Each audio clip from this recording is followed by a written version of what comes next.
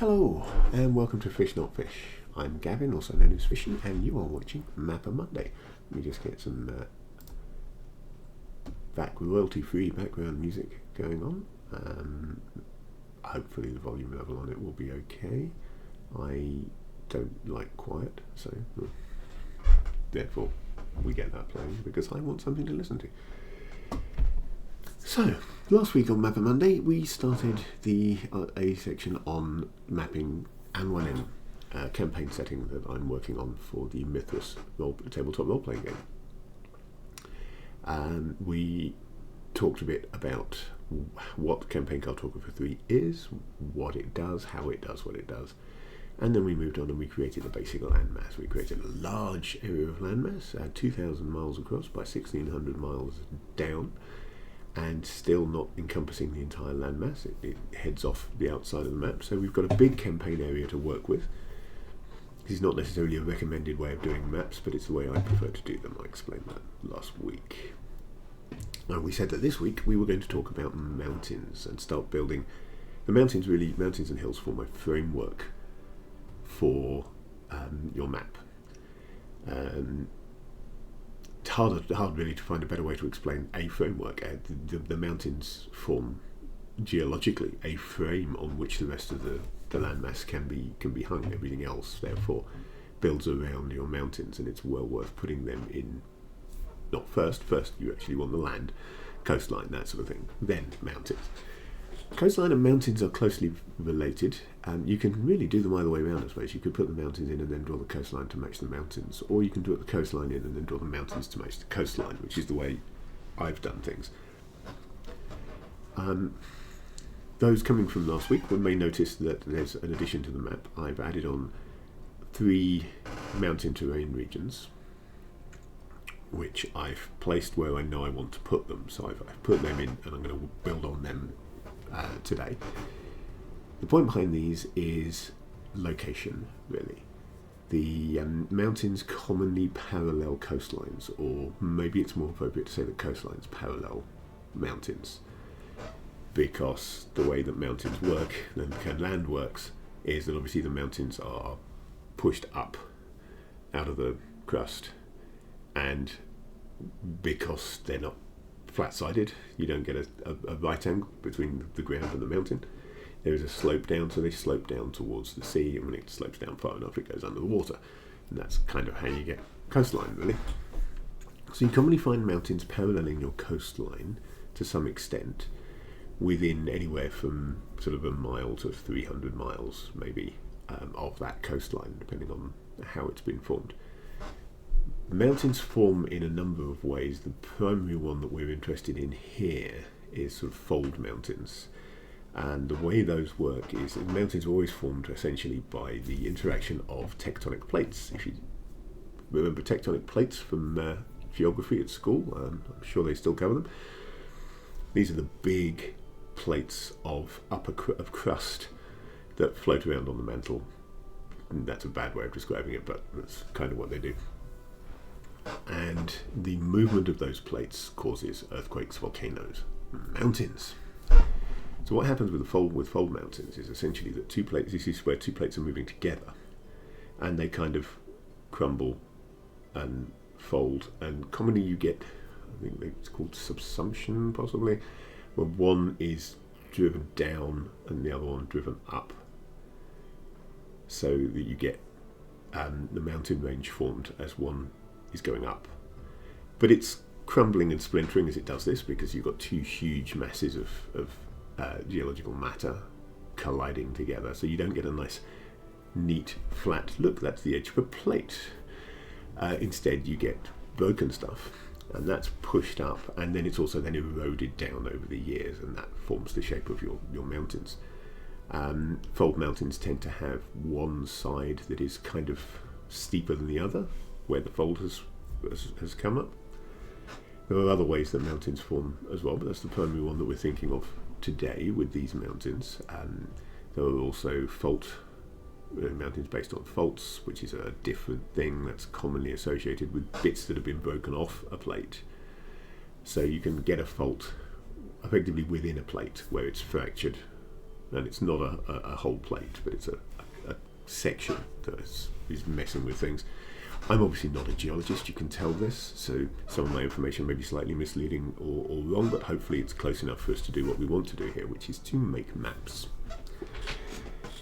So as you can see, I've put in 3 sections of terrain. This is just using the basic mountain terrain tool. I've got a new tool for myself in OBS that I'm hoping will help with this. I can now show you the campaign cartographer tools, which are kind of hidden behind the casual RP logo. So I chopped out that section and put it in the middle of the screen so I can bring that up. And that's showing us 2 things at the moment. It's showing us the tool buttons in the top left and the colours down the side, obviously. And it's also showing us our current symbol set. If I change symbol sets, you'll see how that works. There we go. So when I click on a symbol style, this is structures, obviously. Let's go back to mountains. It presents me with a set of symbols suitable to that particular thing. This is taking forever to bring up. There they come. Let me close the tools because they're in the way again. So there's all the symbols that I've got available. I mean, they disappear behind me, but you can see you can right click on the symbol set to bring them out and see the whole thing. Otherwise, you have got a list of them down the side. And one thing that CC3 Plus does that didn't happen in previous editions is, in addition to showing the symbols, when you do that, it shows any tools that are associated with that type of terrain. So in this case, right at the top, we've got, let's just bring that back up again. Right at the top, we have got the mountain range terrain, which is what I've drawn here. This is just the default mountain range terrain. There are other options in the map in the style, but I've just used the default one here just to draw in a simple area of terrain to outline where my mountains are going to be. So I'm going to zoom in on one of these mountain ranges now, because I'm not going to work on this at the full scale. The zoom tools are up in the top right, they're hidden behind me, and again I've brought in a thing so I can bring those tools up into the screen and show you what's there. And I'm using that top left tool, which is unfortunately I can try and highlight it, but because of the way this is captured, you don't see my cursor on the picture-in-picture part. But that top left tool there is a zoom to window, so that lets you just draw a window and it zooms to fit that. You've also got just zoom in and zoom out. The zoom extent is underneath that, redraw, things like that, and then underneath we've got a bunch of other tools for other things, including moving things forward and backward within the layer, and drawing various paths and arcs and polygons and things, which we'll cover as and when we need to deal with them, which will not be today. So let's just get rid of that. So we've zoomed in to see our mountain a bit better. There's a number of ways we can draw our mountains on this. First thing that we have to take into account, and a reason why drawing a terrain area like this is good. Just the background on it makes it look better than just a southern mountain sticking out of green. But also it's helpful because it lets you define what area you're going to be working with. When you know the area you're working with, then you have the advantage that you can work from the back forward, because that's really what you want to do. So obviously the back, the way we're looking at it, the back is going to be up at the top. So I'm going to want to place symbols at the top first, so that then the symbols that I place as we move down towards the bottom will be in front of them, and it'll look like you won't suddenly have the bottom of a mountain sticking over the top of another mountain, something like that. And there's a number of ways we can do this. We can just get mountain symbols and place them in on the thing like this. There we go, we're starting to get a mountain range there. And I'm going to actually undo will only do the last one, so I'm going to erase those instead.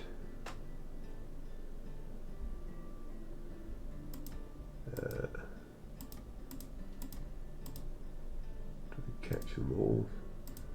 And you may notice there's a little pink line going through there. That's from something else that I did,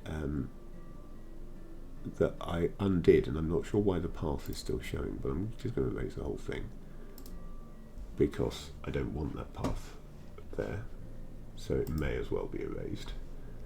And the reason there was a path there is because there is a mountain range tool that I can use.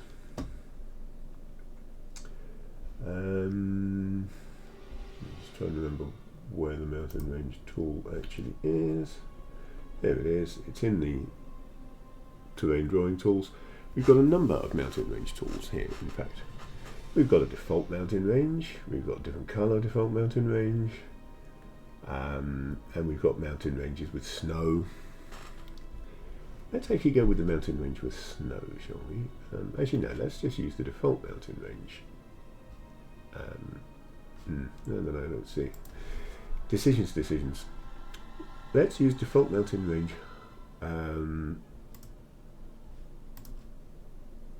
We've got two defaults essentially. We've got default mountain range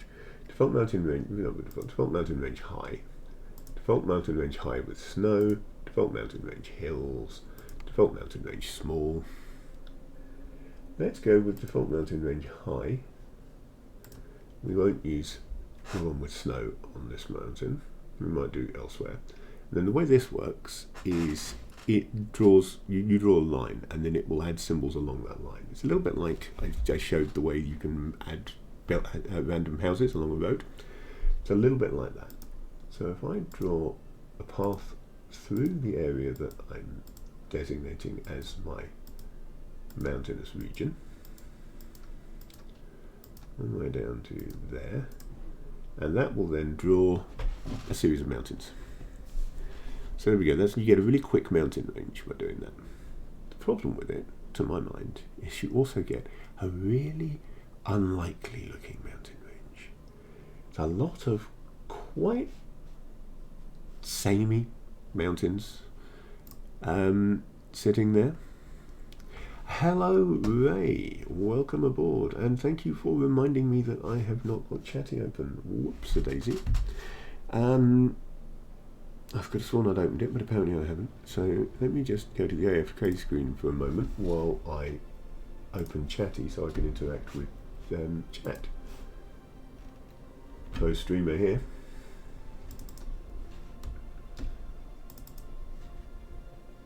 Sworn I'd already opened that up, but apparently not. Right, back to campaign cartographer and back off the AFK screen. There we go.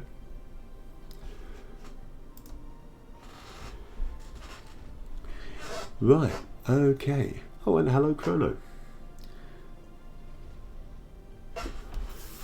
Right, so yeah, now I've actually got chat available where I can see it without only being able to see it in OBS. Good job I was looking at OBS, not at campaign cartographer. I wouldn't even have seen you arrive. And hello Bookworm. So yeah, this mountain range that we have just drawn, as I say, it looks to me, it just looks a little bit unlikely. It's very samey, it's very linear.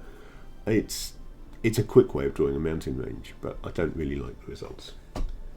So I think what we're going to do here is we're going to undo that mountain range and we're going to do it by hand instead. So last time, when I undid it, it left me a path along the middle. So let's see if I can, yep, there it is again. Now what's happened there is the way the tool works is it draws a path. A path is essentially a line on the map that isn't displayed. It's not a part of the map. It's part of the way the software works. It does things along that path. So the path itself is not supposed to be a visible line. It can be visible depending on how it's been drawn, but it's not supposed to be a visible line. It's supposed to be a guideline.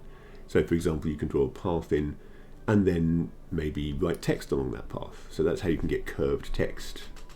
You draw an arc path and then you use text along a line along that path, and it will curve the text to match that path and then delete the line afterwards. Or you could just use an existing feature for the same thing. So you could click on a river, for example, and have it write the text along the curve of the river. But in this case, where I've hit undo, it's undone the drawing of the symbols, but it's not undone the thing before that, which was the path. So I'm manually deleting the path now.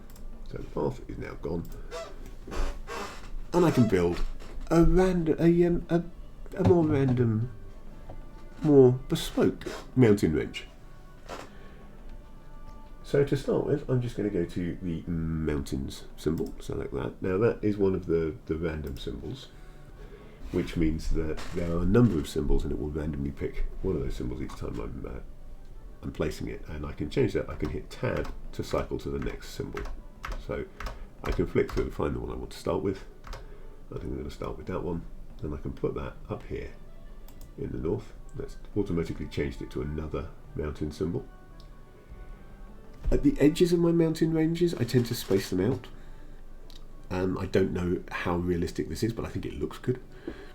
So what I tend to do is I clump them more in the middle of the range and then have them sort of taper off at the edges. As I say, I don't know whether that's actually realistic, but I think it looks nice, so I tend to do it.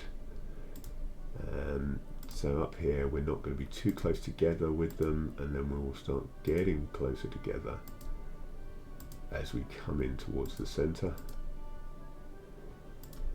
And we'll move back and forth a little bit across the area that we have marked, the terrain area that we've drawn as being mountains. We're now getting into this area here is going to be the really busy bit, so to speak. So what I'm going to do is I'm going to put a few bits of mountain over here. Now I shouldn't have placed that one yet. I should have. Can I find one that won't overlap so it doesn't matter that I placed it in the wrong order? Yeah, put that one there. Then we'll put that one there, and then what I'm going to do now, I'm also going to wonder why these mountains are set at a smaller scale. I do not know. Do I want to go back and redraw them at the normal scale? I don't know why they have come through at a different scale. Slightly worrying. Because now, having just pressed the reset on the scale, everything's bigger. I actually prefer that smaller scale, to be honest. What was it? 1.19, wasn't it? So let's go back to 1.19 and just try and remember that that's the scale we're working on. Right. But what I wanted to do now is, having got to the middle here, I want to put something impressive. So I'm going to go with mountains large. And that gives us a slightly bigger set of single peaks. And we can put a couple of them in over like this, and then just for good measure I'm going to go with a great peak. So we've got the big one in the middle there. We'll put that there, and we'll just go back to the standard mountains to build around that. I'm going to put that there, and then I'm going to move forward the mountain range that I'd already placed in that corner, because currently it's behind the mountain that should be behind it. That's better, that's that fixed. And then I'll go back to mountains 1. And yeah, this is a pretty busy area. We're putting lots of mountains in this area here because that's kind of how we want it to be. I think I'm going to go with another large mountain here. A single large mountain there. There we go. Back to regular mountains. Regular mountains. Yeah, like such a thing can exist, really.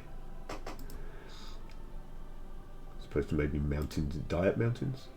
Mountain light.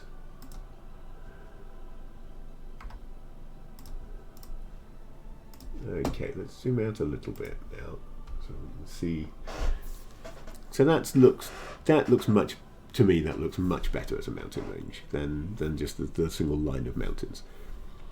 Does depend on what mapping style you're using, though. Really, if you want a cleaner mapping style, if you want something that maybe looks like it was drawn in game, you could theoretically just have that nice long line of nice uniform mountains like the tool gives you, to give that idea that somebody making the map just sat down and said, oh no, I'm not going to try and map this mountain range properly, I'm just going to indicate there's a mountain range here, and that's just purely indicative. But I like to be a little bit more like it.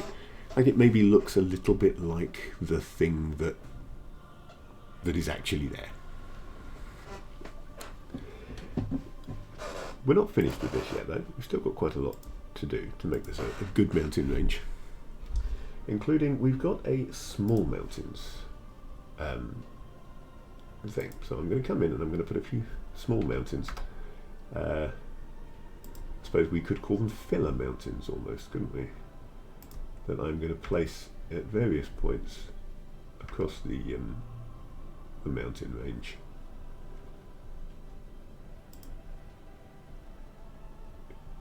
Just to give it a little bit more variety. And in particular I'm going to use small mountains down at the end.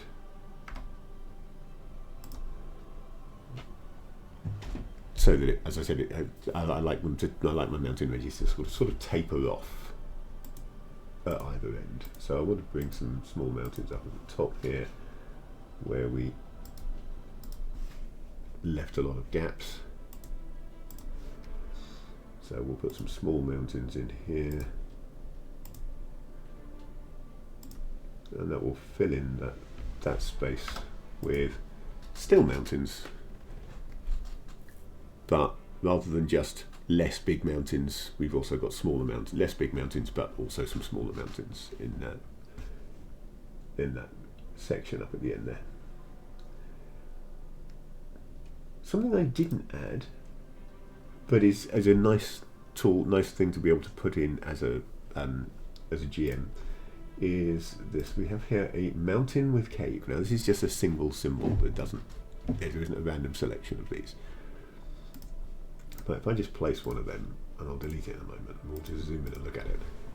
That's a mountain with a cave in it. So if you've got a location where, say you've got Moria, your equivalent of Moria, you want to put your dwarf hold into a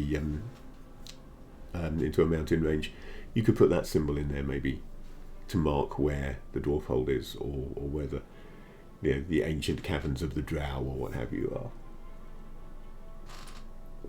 I've not done that in this mountain range,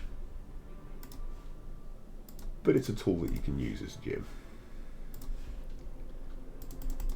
Zoom out a bit, and then zoom back in on our mountain range.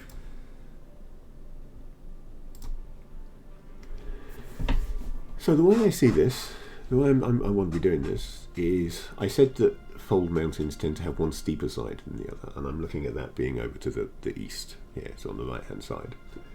So I'm going to put some more terrain in on the left. I'm going to find the let's see, I think the terrain that I want, this has got it listed as mountain. I think that is Mountain Hills, this particular piece of terrain mapping tool. And I'm going to follow it around the edge of the mountain range, set terrain. I'm overlapping. I'm also going to move it behind later on. And then I'll come out and I will draw out a region that effectively sits at the west edge of our mountain range. And then again we want move behind. Now let's move behind, so move behind, and our move behind entity is going to be awkward to actually click on because I've got to find the edge. That hasn't worked. I'm going to turn the sheet effects off for a moment, because there's a sheet effect that is blurring the edge of our terrain, which makes it difficult to find said edge when you want to select it. So if I now zoom in on an area that shows me both of those sections, set bits of terrain,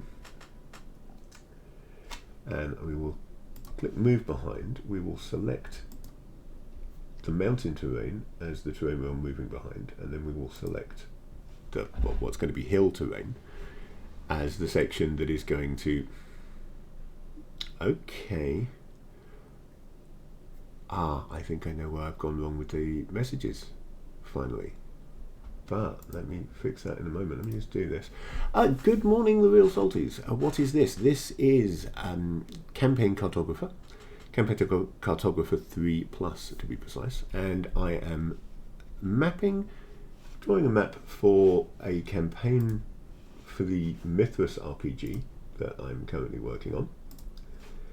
And what I'm hoping to do, is to talk through the steps as I draw this so that it forms perhaps slightly inept tutorial. Now, we've got a problem here, and the problem we've got is that the nice edge blur isn't kicking in where I've got the two types of terrain. So I'm going to need to figure out how to fix that. I'm sure there is some easy way of doing it that I do not know. But how I'm going to do it for now, because I know that it works, is these are using the terrain mountain sheet. And what I'm going to do is I'm going to duplicate that sheet, essentially. I'm going to put terrain mountain 2. If I could spell, that would help.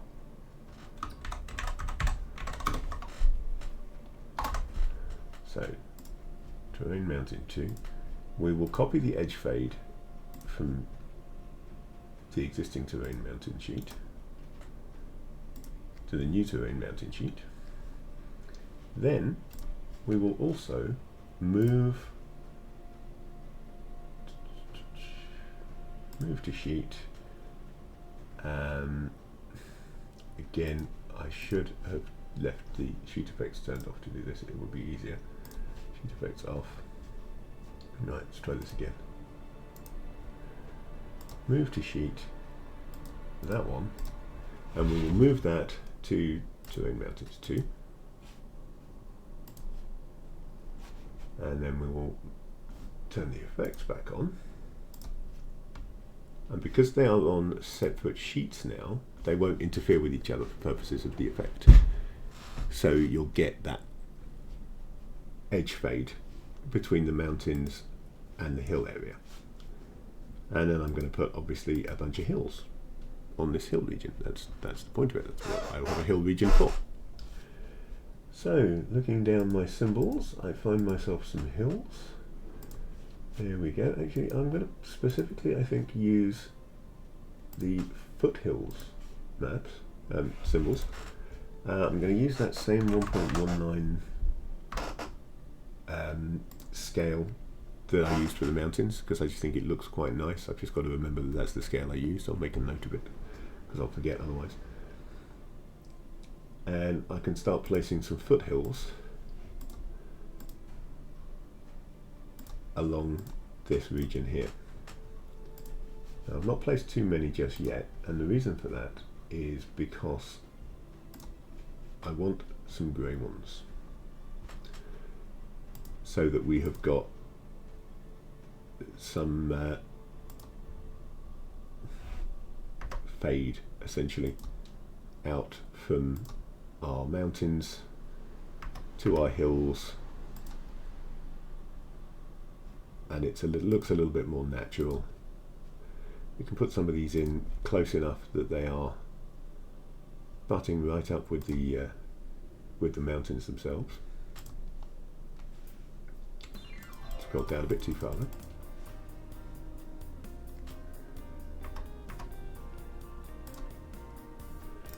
Right, let's go back to the foothills. That's quite nice. Let's use one of those. That's just come up, and that vertical selection of hills there just came up as one of the random things as it flicks through random symbols as I add. But I can hit tab to cycle through if I don't want one of those, which for the most part I don't. I don't want too many hill symbols on here, because it will start to look a bit cluttered and clumsy with too many of these symbols. But I want enough to make it interesting, really. Zoom out a little bit. So now we've got some foothills on the western side of the mountains. So that emphasises the idea that they're steeper to the east, and to the west side is less steep. The mountains slope down to the foothills, and then they slope down to the plains beyond. And even then, we can still continue the idea on by having a few nice lush hills past there. And in particular, we are going to probably want some hilly regions around the coastline, because it makes sense. Why is the coastline here? The coastline is here because that's where it rises up out of the water.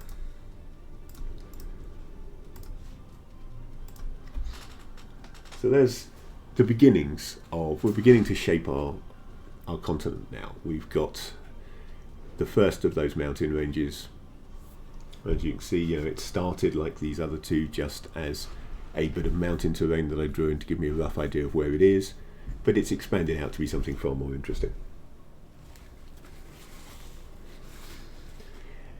However, this first mountain is not really the area that we're particularly interested in, because although this is a large area that we've given ourselves to work with, we're primarily interested in the Anwannen Valley, and I've decided that the Anwannen Valley is going to be over here.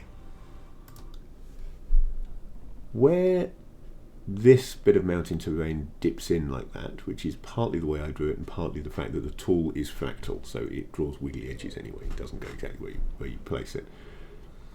I'm going to put the Anwannen Valley roughly here. I'm not going to draw another mountain range to mark the other side of it, or rather I am, but I'm not going to draw a big range like this. I'm going to have some fault mountains essentially on the other side. So rather than drawing a big lump of terrain like this, I think over that side I'm actually going to start with the mountains themselves. I might put a dormant volcano there, make them volcanic mountains originally. That's one thing that I could do. I don't think I actually will, but it is an option. It's something that I could do. I don't really want to start with a great peak either. So I think I'm just going to start with mountains large, but I'm going to set this back to the normal scale, 2.0 rather than 1.19. So I can have a big mountain that kind of dominates that side. Then we will go to, I'm tempted to go with mountain range, but I'm not going to. I'm just going to stick with mountains. I think I'll put in some mountains with snow. We'll set this back to 1.19 as a scale, and we will put some smaller mountains around our big bugger there. Then we'll put the rest of the mountains in without snow, just to give us a little bit of variety and make it feel like in some way these ones with snow were a little bit special, and it doesn't look quite so samey done this way. In fact, I'm not going to use the standard mountains here. I'm going to go with small mountains here to justify the fact that they don't have snow on them. I'm going to use these smaller mountains. Now that one, I've just placed that over the top of my big mountain there, which I don't want to do, so I'm going to use the move behind tool. Select the mountain that I want to be moving it behind, select the mountain that I want to move behind. I messed that up, so I'm going to start again. Right. Move below entity will be that. Nope, I missed it. There we go. And then that is what I want to move behind it. And there we go. The problem is that's now that moved behind that one as well. So move below, we'll select that as our move below entity, and we'll select both of those, because otherwise we're going to have the same problem that this one's going to move behind the other one. This way, just hit cancel. That wasn't what I meant to do. Let's start that again. Select the mountain I want to move behind, select the mountains that I want to move behind it, and hit do it instead of cancel so that it actually does it.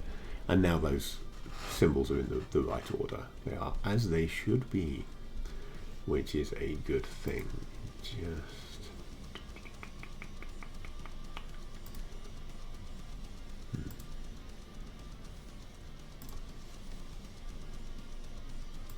About this, I'm just arguing with Chatty, which is being a bit strange, but no, never mind. For some reason it's not showing me who's in chat. I'm sure I've just accidentally changed an option somewhere, but never mind. So obviously I do want to have some terrain behind this. I don't want this just to be mountains just growing up out of grassland for no good reason. But I'm going to be a bit sparing with it. So going to the mountain terrain tool, I'm just going to draw it around the centre of this, really, around there. So that gives me my my mountainous terrain background behind those mountains. I think actually I'm not overly happy with how I've drawn that. I really want it to include all of the mountains with snow, really, don't I? Because it makes sense. Those are the bigger ones. Those are going to be in the more mountainous terrain region. So let's start all the way down here with these guys with snow. That means I've got to come up to this one with snow, down to this one with snow. Having said I'm not going to draw very much of the area within this terrain tool, I lied, clearly, in order to fit in all the mountains with snow that I want. So there we go, that's given us a shape that connects those snow mountains together. I've accidentally put them on Terrain Mountain 2, however, because that's the last sheet I was working with. And although it will change the sheet you're working with when you select the tool, it looks for a particular phrase. So it looks for Terrain Mountains, sees we're already there, leaves it as it is. So this means that I can choose which of those Terrain Mountain sheets I want to place anything on, but I want that on Terrain Mountain, and then I'm going to draw more hills around it on Terrain Mountain too. So let's just move to sheet. I hope we can select this without the need to go, there we go, without the need to turn off the sheets. Move it to Terrain Mountains, and then we'll redraw, and that makes absolutely no difference because those sheets are identical. But this way I can now go back to Terrain Mountain 2, and I can draw myself some hill terrain around this. Kind of like what I did on the other side, but I'm going to use a different, I'm going to use this lighter terrain colour.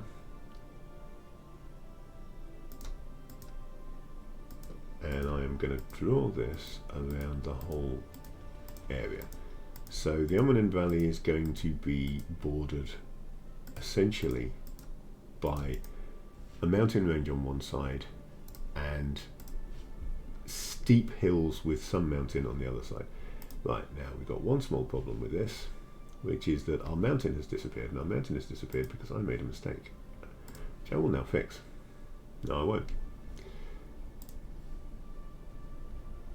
I think our mountain has disappeared simply because that is too strong and is effectively hiding it because it's... hang on, I'm confused as to why I can't see my mountains at all. I am going to hide everything except the Terrain Mountains and make sure that's on Terrain Mountains, not Terrain Mountains 2. That would do it. That's where my problem lies. Let's turn the sheets off and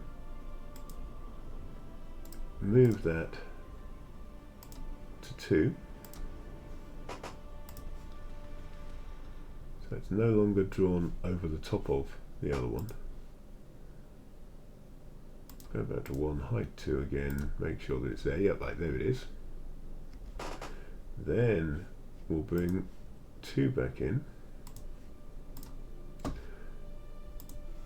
And we will remember that it needs to be underneath our mountain range would help. Right, effects on, that's more like it. And now I'll show everything again. Bring back our the rest of our map.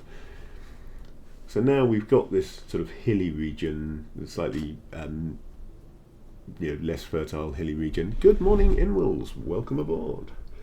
But then over the top of it, we've got our bit of mountain, sort of highlighting slightly where the main mountains are. So we'll go back to putting in mountains using the mountains small, if there's such a thing as small mountains, tool. And we'll put these around here. As I mentioned earlier, there's a selection of symbols in the mountains catalogue, and what it's doing is it is randomly picking one each time. So each time I click, it places that symbol and then randomly picks the next one, and I can hit tab to change that if I don't like the symbol that it's come up with, if I want a different one. So I can look for symbols that I like for a particular location. Next up, we'll put some hills around here. We'll go back to the foothills. And we'll place some foothills. Some of these foothills are absolutely enormous. They look as big as the mountains, but such, I suppose, is the way of things with foothills. That's enough of those. We will have just a couple of the grey foothills that we'll put in over on this side, and then we'll go to green hills.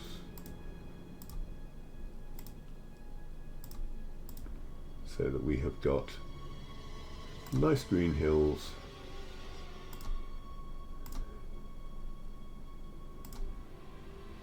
marking the edge of our valley region.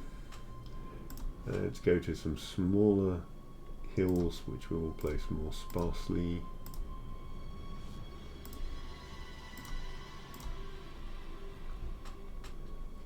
And we'll place them throughout the area, because it's going to be a hilly valley essentially. And we've got to do a mountain range down the other side to mark the other end, but we have effectively mapped out the approximate location here of the Anwannen Valley. We've got a nice hilly region with mountains to either side, and I know I need to put a forest in the middle of it, so I should be doing that. But first off, let's get these mountains done. So, mountains over on the right hand side. We will start with some standard sort of stock mountains. Make sure we've got the symbol scale right, which we have, and start placing some of these in here. Again, we'll work from the top down, because that way we don't have to keep rearranging them to put the symbols behind one another like I had to do earlier, because I wasn't doing the proper job of it. I've left a big gap in the middle there, but that's because I want to put some smaller mountains in there. So I'm going to have to rearrange those to work properly. Let's get our small mountains now and do them. So we get some smaller mountains through this region here.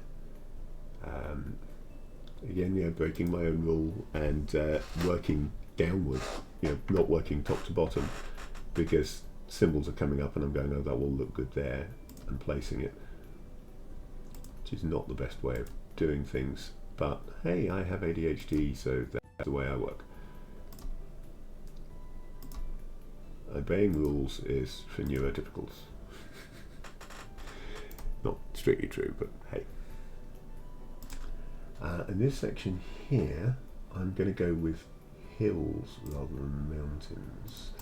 So let's come down and find my varicolour hills, so I can have, we got a limited number of shapes there. Let's go with that one.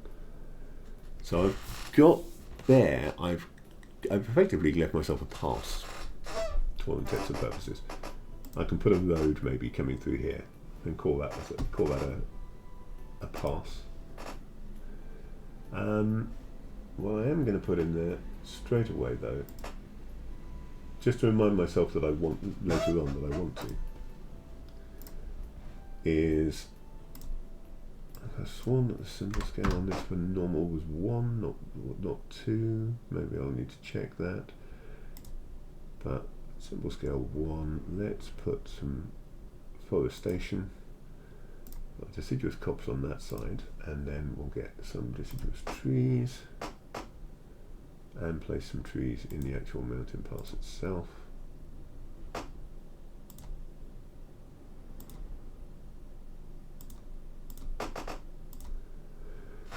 So now we've got a forested pass through the mountains heading east. And the only reason for drawing that now is just so that I remember that that's what I wanted to do with it, because I didn't want to do that until just now, but I saw that that would work, would make for an interesting thing, so suddenly it happened. As with the guys on the other coast, I'm going to put some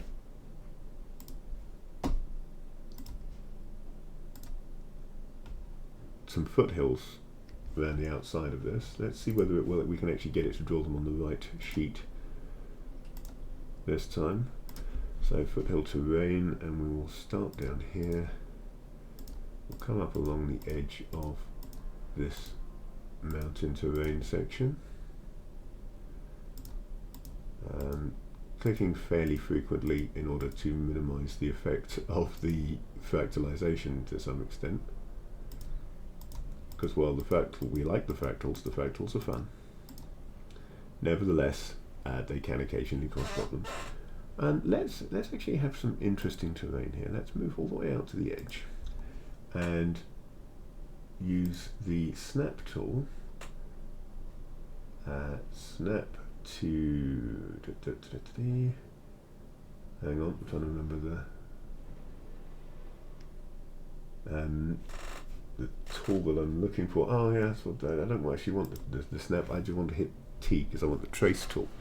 So T will activate trace on this, and I can then select the item that I want to trace, which is the coastline, pick a starting point, I'll pick there, and then it will draw the line matching the coastline all the way along until my end point, and then go back to just being a standard fractal polygon tool. So when I release this, what will happen is that our foothill terrain goes right the way out to the coast there, and it mirrors the coastline perfectly. And when I redraw and the sheet effects kick in, that should look pretty good. It'll look better yet when I move it to the right sheet, so that it's not messing with the sheet effects on the edge of the other mountain. So to do that, I'm going to turn the effects off so I can see where I'm clicking. I am going to move to sheet, that one, move it to mountains 2, and then turn the sheet effects back on. And that should look better. Yeah, that looks better. There we go, we like that. As I say, there may be a better way of doing that than having 2 separate sheets for my mountain terrain. If there is, I don't know what it is. There may well be a better way that someone who uses CC3 on a higher level than me can point out and say, actually, you don't need to do that, you just need to do this. But this one works, and I know how to do it, so this is what I'm doing. I want to probably work along the inside edge of these mountains now with more hills. So let's head down and find our hills. Let's just use standard hills there. I'm using 1.19 as our scale for that. Still, few of them up along here.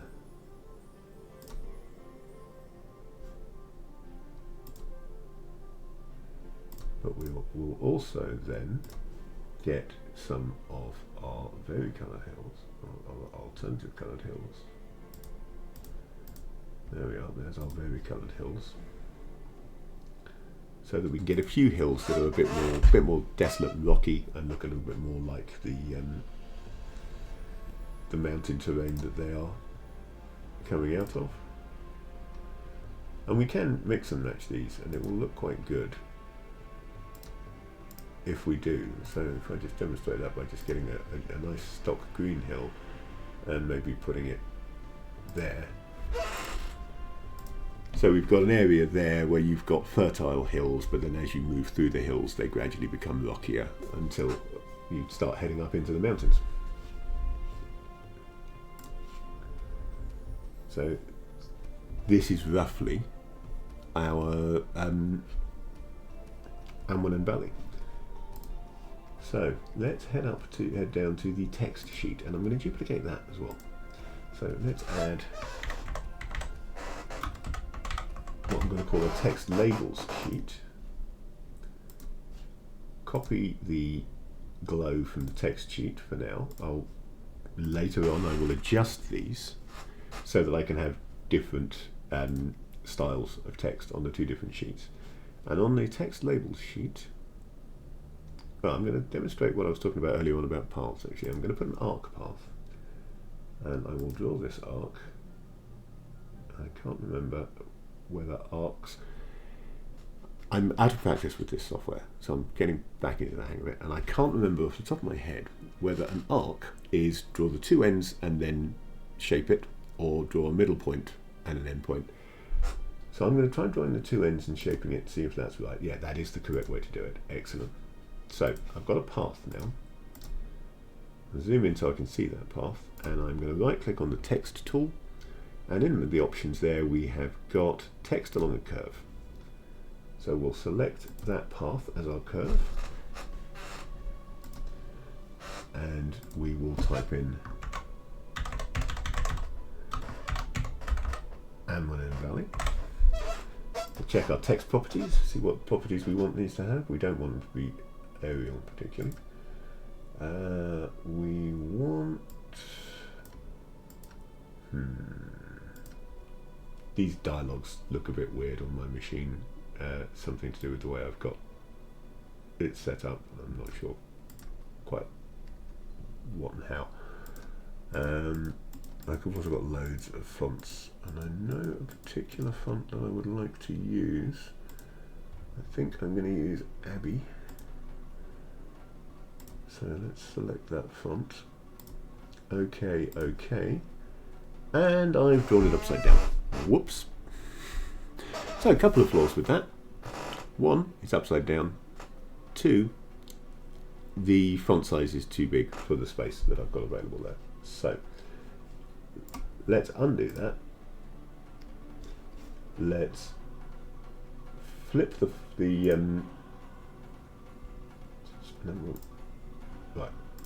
the path.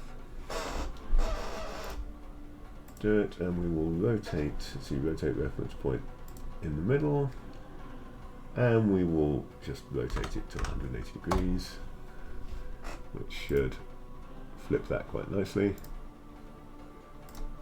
Text along the curve, select our curve, Anwannen Valley. We will reduce the height of our text because it was too big. That's 37.6, so we'll drop it down to 24 and see how that looks. That's a bit more like it. Now we have a label over the Anwannen Valley, which shows that that's the Anwannen Valley. Now obviously this is not a detailed map of the Anwannen Valley. I like to work in detail on a big map, which would involve shrinking all the symbols down a lot further. But for the moment, at least, I'm just going to work on a relatively low detail version here, and then partly this because I can then demonstrate how to export a portion of the map and redraw it at a different scale. So something that will be coming later on is that I'm going to export this section of the Anwannen Valley and redraw that as a new map, as its own map at a different scale. But in the meantime, I'll still have the continent map that will show me where the Anwannen Valley lies. Again, I'm sure there's a way of having the text curve down instead of curve up without it drawing it upside down. There's a setting somewhere that I need to set when working with that tool, but I can't remember now because I'm out of practice with this software. I know it seems a bit weird, the idea of doing a tutorial on software that I'm out of practice with, but my thinking there is this is not supposed to be a tutorial from someone who is expert with this software.